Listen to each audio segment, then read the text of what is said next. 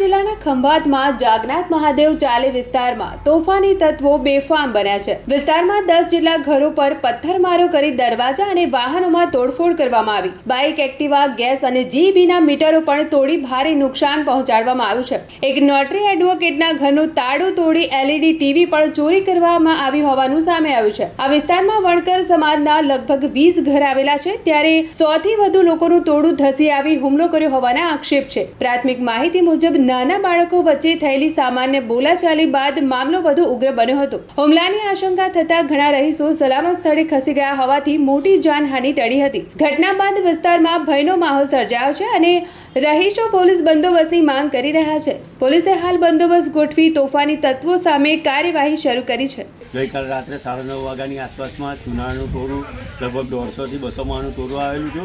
ભારે પથ્થરમારો કર્યો, ઘરમાં નુકસાન કરેલું છે, 2-3 બાઇકોનું નુકસાન કરેલું છે, ઘરના દરવાજા તોડી નાખેલા છે, ઘરમાંથી સરસામાન લઈ ગયા છે, મારા પણ ઘરનું તાળું તોડી નાખી એલઈડી ટીવી લઈ ગયા છે, મારી ગાડીને પણ નુકસાન કરેલું છે અને એક કિસમને વગાડેલું પણ છે અને બીજા બીકના માર્યા ઘરમાંથી તમામ બીજા ફળિયામાં નાસી ગયેલા છે અને કાલે રાત્રે પોલીસનો પણ બંદોબસ્ત લીધેલો છે। તેમ છતાં પણ હજુ અમને ભય છે અને ભય સતાવી રહેલો છે, એટલે કાર્યવાહી કરવા અમારે આ ફરિયાદ આપવી પડે તેમ છે।